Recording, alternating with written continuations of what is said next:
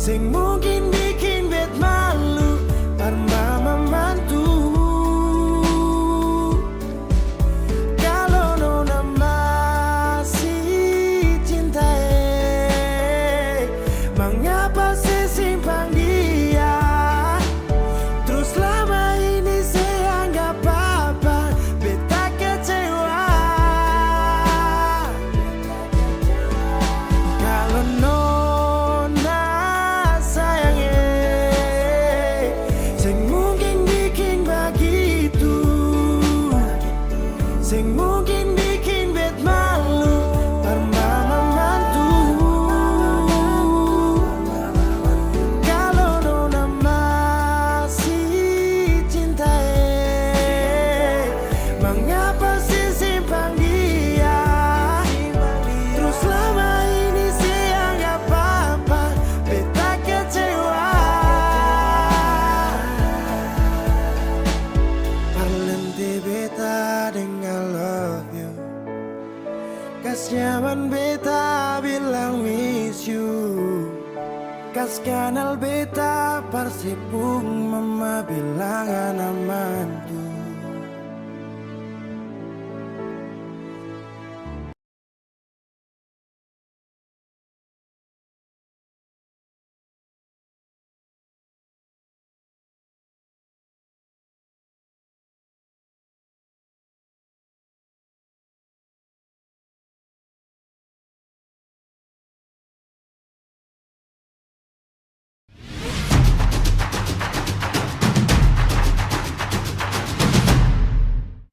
Halo Tribuners, salam jumpa di Tribun Ambon hari ini edisi 18 Mei 2024. Selama beberapa menit ke depan, kami akan menghadirkan sejumlah informasi terupdate dari Kota Ambon dan sekitarnya. Bersama saya Tanita Patesina, dan inilah Tribun Ambon hari ini. Kita mulai dengan berita pertama. Harga tomat di Pasar Madika Ambon turun, harga cabai rawit masih mahal. Harga sejumlah bumbu dapur di Pasar Batu Merah, Kota Ambon, berangsur mulai mengalami penurunan pada Sabtu 18 Mei 2024. Salah satunya komoditi tomat dan cabai keriting. Hal ini diungkapkan salah seorang penjual di Pasar Batu Merah, Kota Ambon, Lombe, kepada tribunambon.com. Lombe menjelaskan harga tomat mengalami penurunan beberapa hari ini lantaran stok melimpah di Pasar Madika Ambon.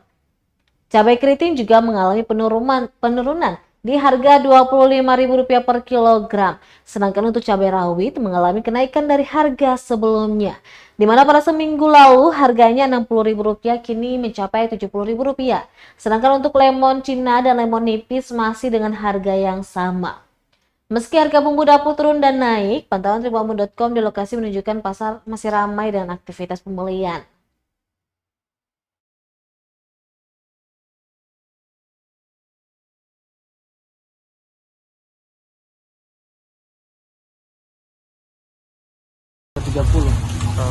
Sebelumnya 40. Besar sekarang sudah 25. Sedikit kecil 70. Lemon Cina 10.000 per kilo. Lemon nipis sekarang 20 per kilo. Itu kalau harga turun itu karena apa kira-kira begitu? Karena pasukan terlalu banyak.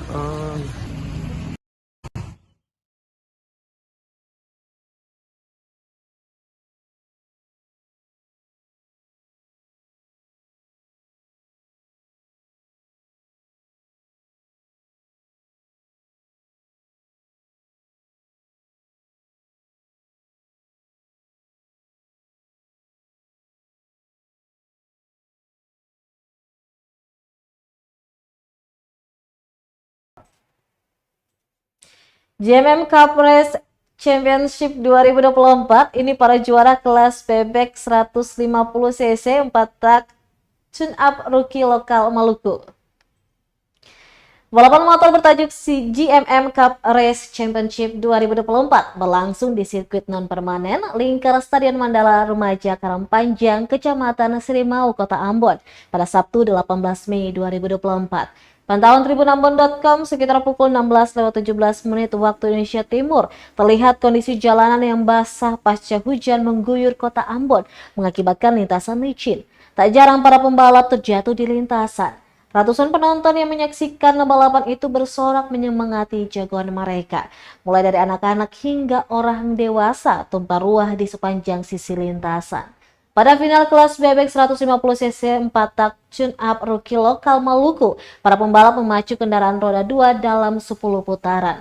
Marciano Risakota start di posisi pertama pun sempat tertinggal di posisi ketiga. Sementara di posisi pertama berhasil direbut Christian Pasanea. Pasanea mempertahankan posisi hingga bendera finish dikibarkan. Sedangkan Marciano berhasil merebut posisi kedua. Berikut daftar pemenang kelas bebek 150cc 4 tak tune-up rookie lokal Maluku.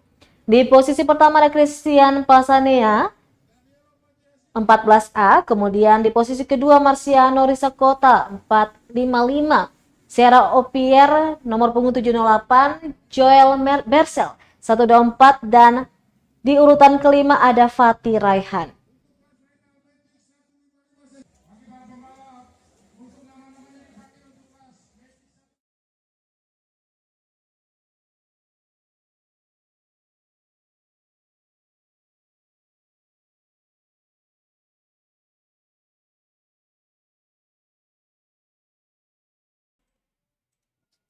Perkuat pengawasan Pilkada serentak 2024, Bawaslu menggelar konsolidasi media di Maluku. Badan Pengawasan Pemilihan Umum Bawaslu RI menggelar konsolidasi media dalam rangka memperkuat pemberitaan pada tahapan pemilihan serentak tahun 2024. Kegiatan dibuka secara resmi oleh anggota Bawaslu Loli Suhenti dan berlangsung di Teluk Ambon Beach Cafe and Resto Kota Ambon Sabtu 18 Mei 2024. Kegiatan dilakukan dalam bentuk pemaparan materi dan juga diskusi dengan menghadirkan dua narasumber, yakni dari perwakilan media lokal Muhammad Yani Kubangun dan juga media Indonesia Yakub Priyatma Wijayatmaja. Topik diskusi berkaitan dengan berbagai isu strategis seperti tantangan yang dihadapi media dalam meliput pilkada, upaya untuk menjaga netralitas, dan pentingnya edukasi politik bagi masyarakat. Anggota Bawaslu RI Loli Suhenti mengatakan kegiatan ini untuk memperkuat pemberitaan dalam tahapan pemilu kepala daerah atau untuk pilkada serentak yang akan berlangsung pada November 2024. Konsolidasi media diperlukan demi menjaga integritas proses demokrasi agar tetap objektif, akurat, dan tidak dipengaruhi kepentingan politik tertentu. Ia menjelaskan media memiliki kedekatan dengan masyarakat sehingga informasi cepat didapat. Bawaslu juga akan bisa segera merespon informasi dari media dengan kajian lebih jauh. Sementara informasi dari media sosial dibutuhkan akurasi dan kajian lebih mendalam. Selain itu, dalam pemberitaan pun akan lebih cepat tersampaikan jika lewat media. Lanjutnya, dalam hal ini maka media menjadi mitra strategis Bawaslu untuk menyebarkan informasi secara cepat dan akurat. Tentu dengan tujuannya adalah untuk memastikan pilkada di Maluku terjaga. Ia berharap dari konsolidasi ini maka sinergitas Bawaslu dan media semakin kuat, terutama dalam menjaga Maluku agar pilkada yang berjalan sesuai aturan dan prosedur yang berlaku dalam perundang-undangan.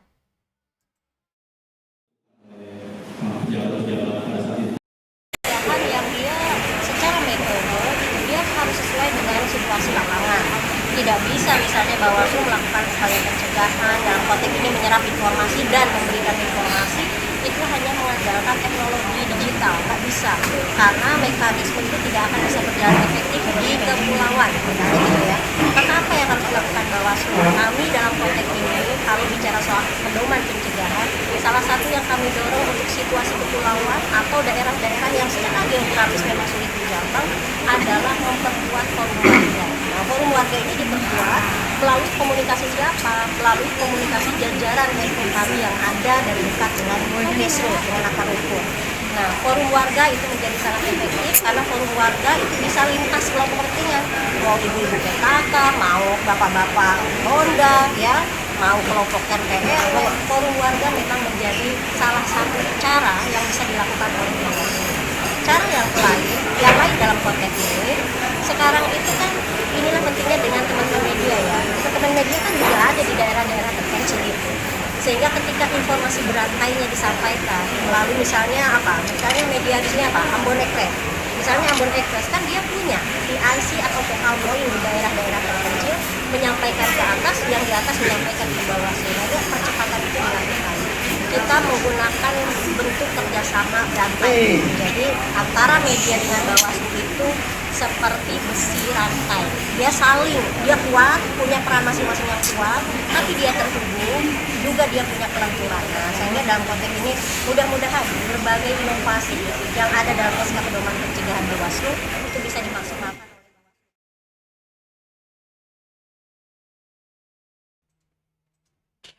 Kita beralih ke berita selanjutnya. Tribuners, perintah DPP Perindo kembali buka pendaftaran balon Bupati Maluku Tenggara khusus Agrapinus Rumatora.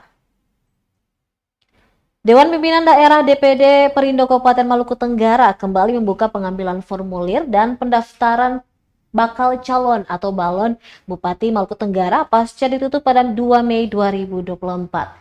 Hal tersebut diketahui setelah tim dari balon Bupati Malra atas nama Agrapinus Rumatora atau Nuskei pada pukul 14.34 waktu Indonesia Timur menyambangi kantor DPD Perindo untuk mengambil formulir pendaftaran. Tim pemenangan Agrapinus Rumatora lantas diterima langsung oleh Ketua DPD Perindo Maluku Tenggara, Sebastinus Masreng, didampingi Sekretaris DPD Perindo Maluku Tenggara. Setelah menandatangani buku tamu, tim lantas mendengar penjelasan terkait mekanisme pentahapan pengambilan formulir dan pengembalian, serta 16 syarat yang harus dipenuhi. Usai mendengarkan penjelasan, tim Agrapinus Rumatora pun menerima formulir pendaftaran balon Bupati Maluku Tenggara. Menurut Ketua Tim Paulus Kameubun, memang kemarin DPD Perindo telah melakukan proses penutupan pendaftaran. Namun di DPD sendiri tidak mengetahui jika ada komunikasi langsung dengan DPP Perindo ihwal pengambilan formulir.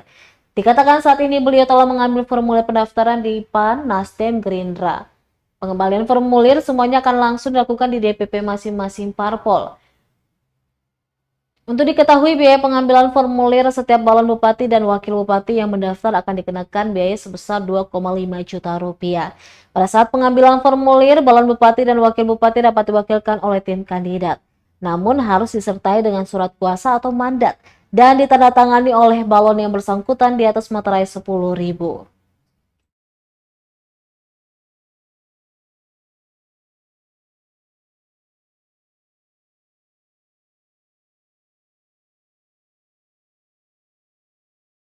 Agrapinus Rumatora sekaligus dari DPD Golkar Maluku Tenggara tujuan ke DPD Perindo untuk mengambil formulir pendaftaran bakal calon bupati. Nah, memang kemarin DPD Perindo sudah melakukan proses penutupan dan sebagainya. Cuman kami di DPD tidak tahu kalau komunikasi tingkat DPP di pusat kemudian memerintahkan untuk Perindo harus membuka kembali. Dengar-dengar itu untuk Ketua DPD Golkar mendaftar seperti itu.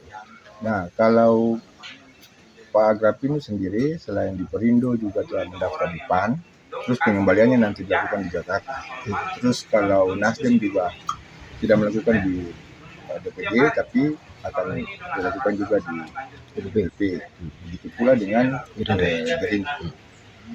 Kalau Golkar sendiri telah punya 2 kursi, jadi kita berharap kawan-kawan dari partai-partai lain bisa bersama-sama dalam barisan Pak Agrapinus Rumatora.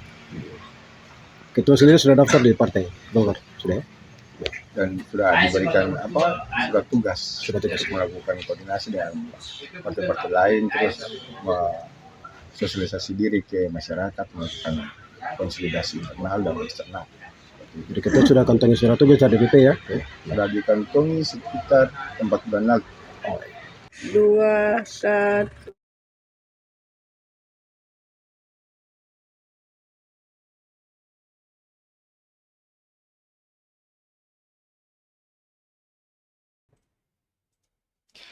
Kita beralih ke berita dari Kabupaten Maluku Tengah. Incar PKS Malteng, calon Bupati Ibrahim Ruhunusa kembalikan formulir. Mantapkan niat untuk maju sebagai bakal calon Bupati Maluku Tengah, Ibrahim Ruhunusa atau IR kembalikan formulir pendaftaran di Partai Keadilan Sejahtera atau PKS Maluku Tengah. Kehadiran IR diwakili Tahir Selano, Amir Fersal, dan tim. Mereka tiba di Sekretariat DPD PKS Maluku Tengah, Kompleks Apui, Masohi, Jumat 17 Mei 2024. Ketua Tim Penjaringan DPD PKS Maluku Tengah, Musriyadin Labahawa, mengapresiasi keseriusan IR karena telah mengembalikan formulir pendaftaran dan bersedia ikut berkontestasi di Pilkada 2024 dengan berproses melalui PKS. Labahawa menjelaskan kehadiran IR menambah kuota pendaftar yang merebut rekomendasi PKS menjadi 4 orang bakal calon. Mereka adalah Zulkarnain Awad Amir, Andi Munaswir, Muhammad Marasa Besi, dan Ibrahim Ruhunusa. Calon baik secara langsung maupun kepada tim utusan, Labahawa menegaskan setiap bakal calon yang telah terdaftar akan mengikuti sejumlah mekanisme di PKS. Selain itu, PKS juga akan menerawang tingkat popularitas dan elektabilitas masing-masing kandidat. Itu yang bisa mempengaruhi keputusan DPP dalam memberikan rekomendasi dukungan ke bakal calon. Sementara itu, perwakilan IR Amir Felsal kepada tim penjaringan DPD PKS menyampaikan salam kandidat mereka, sekaligus menegaskan bahwa IR serius untuk ikut berkontestasi di Pilkada 2024 ini. Untuk itu, ia menyampaikan bahwa IR punya basis dan punya tim yang solid dan juga militan di kalangan akar rumput, sehingga modal ini bisa menjadi pertimbangan DPD, DPW, hingga DPP PKS untuk memberikan rekomendasi PKS.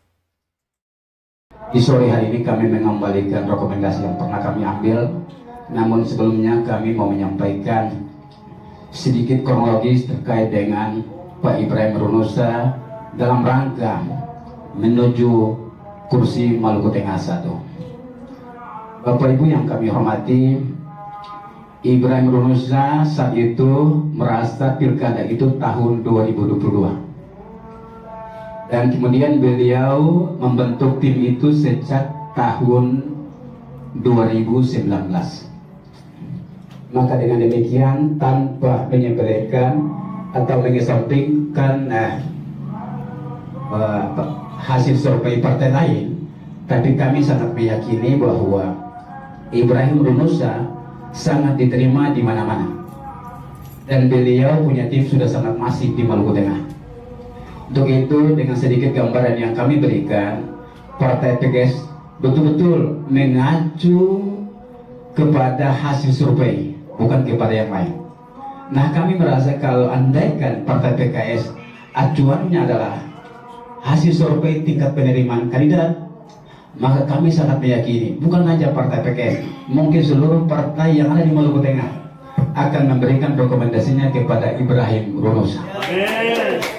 Maluku Tengah sangat merindukan pemimpin seperti Ibrahim Ruhunusa, milenial, demokratis, dan agamis. Untuk itu, kami merasa bahwa Partai PKS adalah partai yang demokratis dan agamis, dan acuannya adalah hal yang real. Maka kami sangat meyakini Partai PKS akan merekomendasikan Ibrahim Ruhunusa sebagai calon bupati Maluku Tengah.